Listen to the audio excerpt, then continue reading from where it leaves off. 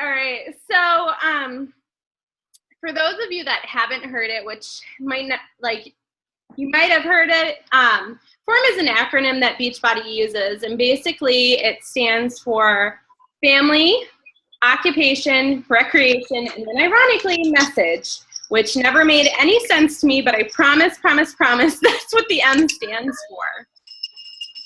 So basically, whenever you post something and somebody likes it, or if you haven't talked to somebody in a really long time and you're trying to spark up that conversation so that you're showing up in their newsfeed and they have an interest in you, this is what you want to do. Because you don't want to jump into just the, hey, do you want to join my challenge group conversation? I can't remember if it was a wake-up call or like a summit, a past summit 2014 summit thing that I heard, but the analogy that they used was like, you're not going to go invite the person in the grocery store to your house for your birthday party, right? Like, you're not going to go up to somebody in the checkout line and be like, hey, do you want to come to my birthday party? It's at my house. They'd be like, no, you're crazy.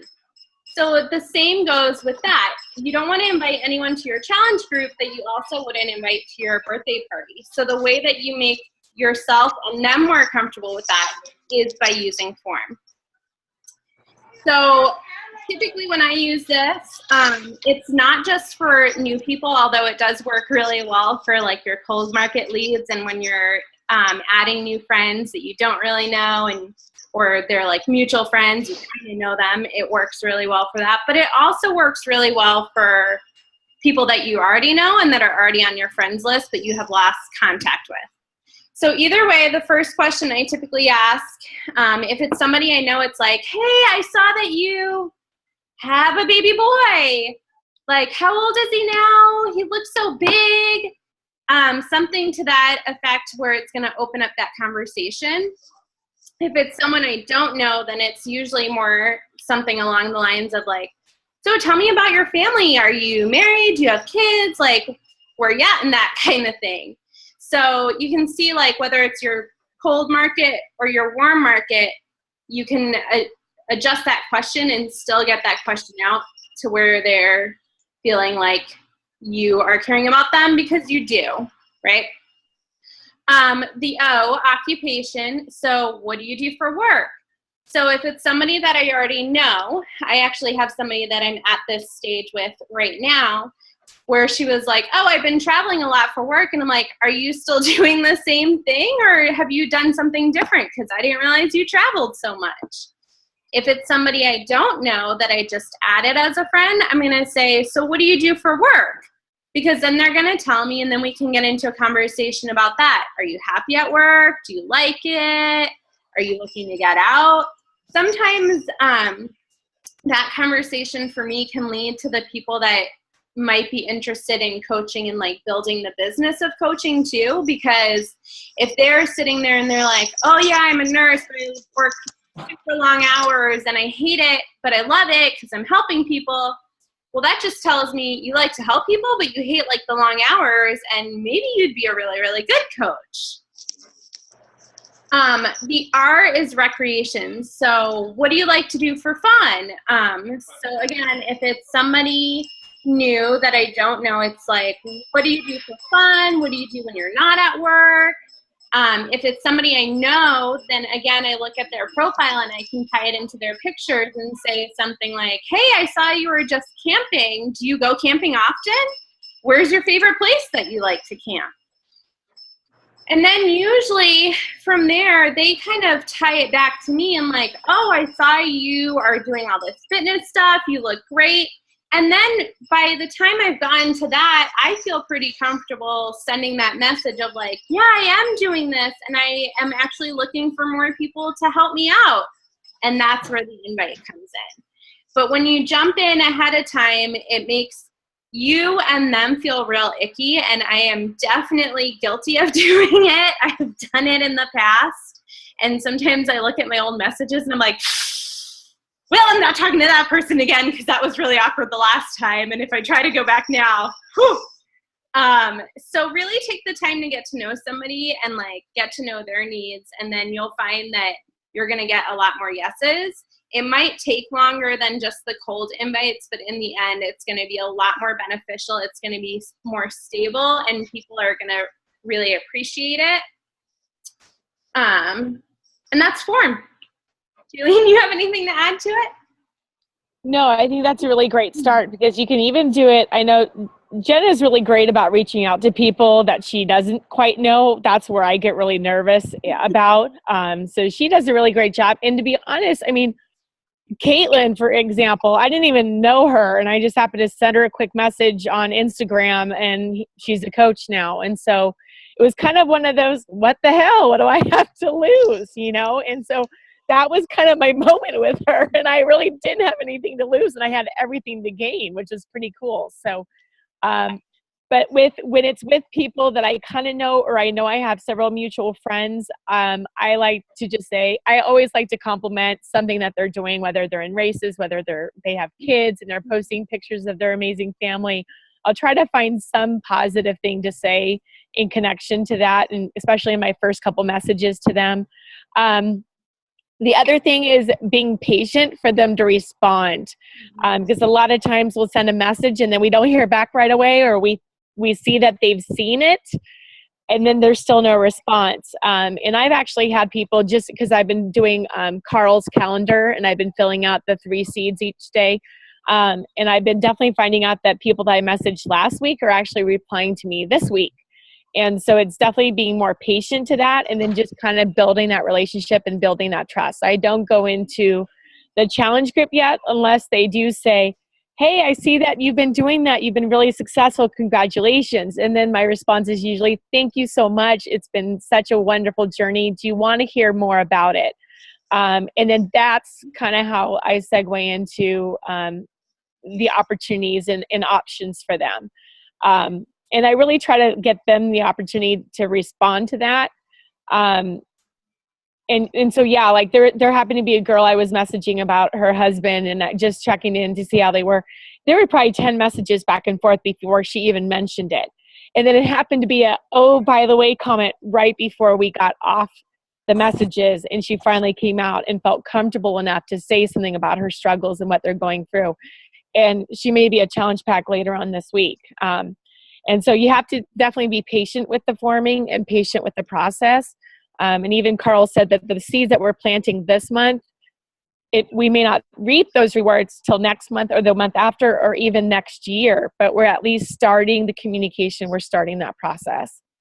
So I agree, Jaylene. That's really, really important to keep in mind, because just like everything in life, there is no quick fix. And so doing the F.O.R.M, there is no quick fix to that either. Mm-hmm. But like Jaylene said, like, you're planting those seeds, and later on, even if you don't see it this month or next month or the following, it doesn't mean that in January you're not going to see it.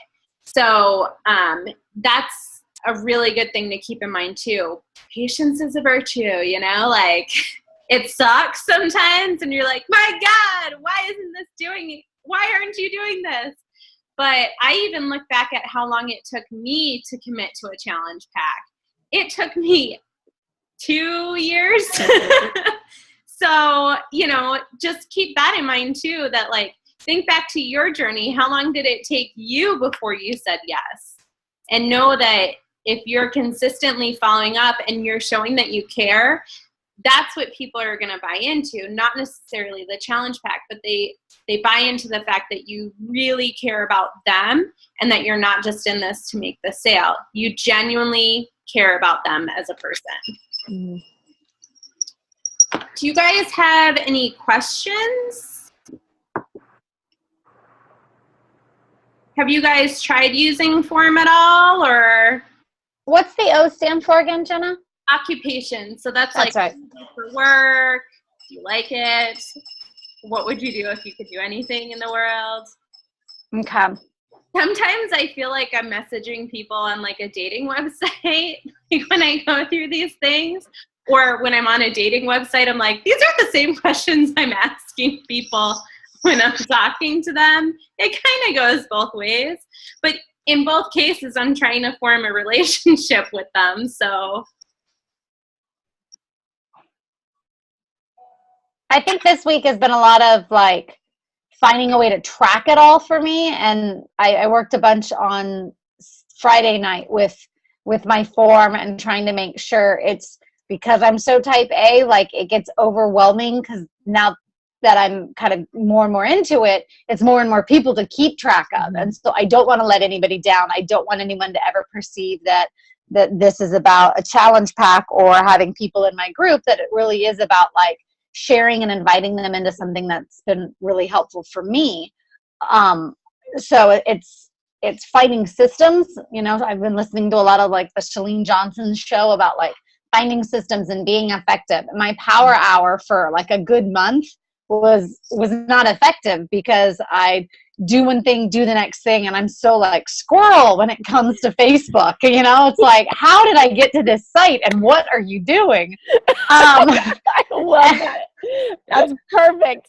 And it's like, I'm a fairly focused individual, you know, and it's like, as a teacher, I am on point. And when it comes to coaching, I'm like, you're like 8 steps away from where you started, and it's been 6 minutes. And then at other times, it's been like 17, 18, 19 minutes. Like I'll look at like how long my clock's been going into my power hour, and I'm like, I don't have a single thing checked off, but I've hit like on a bunch of people's pictures.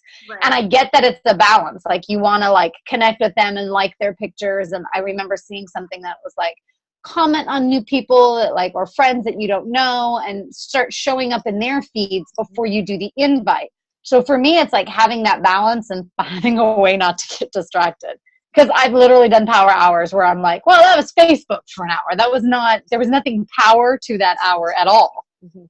I think that's, for me, the nice thing about the F.O.R.M is because I'm always ending it in a question. So then for me, I send out my little thing, I ask them a question at the end, and then I walk away, because all I have to do is wait for the response. I don't have to worry about following up, because if they don't want to answer the question, then that's fine. I'm not going to keep bugging them, because if they're not answering like, how's your family? Well, then they're probably not going to really want to hear from me about a challenge group. So like for me, I end it on a question, and then when they answer it, that's when I respond. So I don't, like I write down who I F.O.R.M with, so that like I'm not talking to the same person, or I'm not going through somebody's Facebook only to find out that I've already messaged them. What I am doing is like letting it go, and whenever they respond, that's when I respond. So it helps me to know like who I F.O.R.M'd with, but then I don't have to come back. Does that make sense? Yes, that makes a lot of sense. That's very helpful. Yeah. Because I was starting to do logs, and I'm like, this is overwhelming. Like there was just, yeah. I was like, okay, do I alphabetize it? Do I put it by dates? Do I, you know? And I was like, oh my gosh. I would honestly just start keeping track of the people that are responding to you. Do a list of the people that you're forming with. That way you know. Now what I do is when I go to send messages, I'll just go to the messenger section. And then when I go to find them and do it, it allows me to see if I have already tried to contact them. If not, the other thing is not everyone knows that there's even a messenger section of Facebook, let alone have the messenger app on their phone. So there's a lot of people that don't even see it, because from my understanding on their phones, if they don't have the messenger app, they're not going to see the messages unless they log into Facebook on their computer. A lot of people solely do Facebook on their phones. They won't ever know that messenger section is even available and there to them. So that's the other thing too, is when you go to ask a question, they're either not seeing it, they're not wanting to know more, or you know, it could be a lot of different reasons, but sometimes it's just because they just don't know about it, and they're rarely on Facebook. And so it is what it is. You know, if they're wanting to reach out to you, I'm sure they'll be able to find a way. And obviously that's how a lot of people are doing that. So. And then the other way you can do that, because they're right. I mean, I was one of those people. I remember when they were like, okay, well, the only way you can get messages on Facebook is that you have to download this separate app. And I was like, well, forget that. I'm not downloading this app. Like, that's so stupid. And for the longest time, I did not download it personally. And Jen was like, you know, you really need to download that. And I was like, no, refuse. But I did eventually get the Messenger app, because I was like, okay, this is a pain. I was logging into Safari on my phone to get into it. And then it was like, oh my God, it was such a pain in the butt. So finally I gave up and did that. And I was like, all right, Facebook won. Like, my Facebook page has already changed. Anyone else's page? No. It's driving me nuts. what do you Mine's mean? changed. So my home screen and everything, it's totally changed now. Like my groups now don't have the icon. They just have the cover photo as the actual image for the group. I wish I could screenshot it for you guys so you could see it. But yeah, it's a totally different look right now. So if you guys haven't had it update yet, it probably will be soon. So be ready. Does it look like that? Oh, great. One more thing that I have to learn for tech. Do you want me to screen share it really quick? I can show you. Green button. Yeah, hold on. We're all like, I got to practice this with Jen the other day. So do you see? Here. So Oh my right Oh. look at all this. So so the top is me, and then you got your groups, friends. But then look at our group pictures now are totally different. It's no longer icons. Wow. So it's a totally different look. Hey, So- I'm Facebook stupid. I don't even know what it looked like before. So. Oh. But like, so the main groups are here up at the top, and then you can create a group, whereas creating a group used to be all the way down at the bottom of our group. Oh. And so you can edit your favorites down here, but we don't have, and I'm sure you could rearrange still down here, but all your other functions are now up here. Messages are a little lower. So it's a totally different look. so weird. See it? That's not what mine looks like. I'm scared. I know. Actually, I was all excited that I picked a good icon for my next group. Yeah, right? I just wish they had more icons. I would have been so much happier with more of those icons. But Yes. Like, so it may change, which might be cool, because then you would just choose a better cover photo, or it really doesn't matter. yeah, I don't know. We're up. And I think that's some of the stuff that I have to get out of my head is like that it doesn't really matter. Like today I'm like, oh, what is that cover photo going to look like for my customer page? And like I keep going back to it. I was like, just pick a picture, Jen. No one cares. Like You can always change it later. yeah. I like that. Like I need to really like just jump in for some of this stuff. Like it doesn't matter. Just post it, Yeah. Well, I hope that this helped, guys and gals. Sorry, I'm from New York, so everybody's a guy. Okay. But I hope it helped. And kind of like Jaylene said, I actually find it easier to do with people I don't know, because I'm like, I don't really care. Like, you think I'm crazy? Like, cool, whatevs. Like, move on. I actually have a harder time doing it with like my friends, because I'm like, oh, they're gonna judge me. So just embrace it and like start reaching out to people, because that's when you're going to show up in their news feed more. And even if you're just commenting on, their photos, and then you're sending the message, that all helps, because you'll show up more and they're going to invest in you more. If there's no other questions, I'm going to stop recording. Go ahead and stop.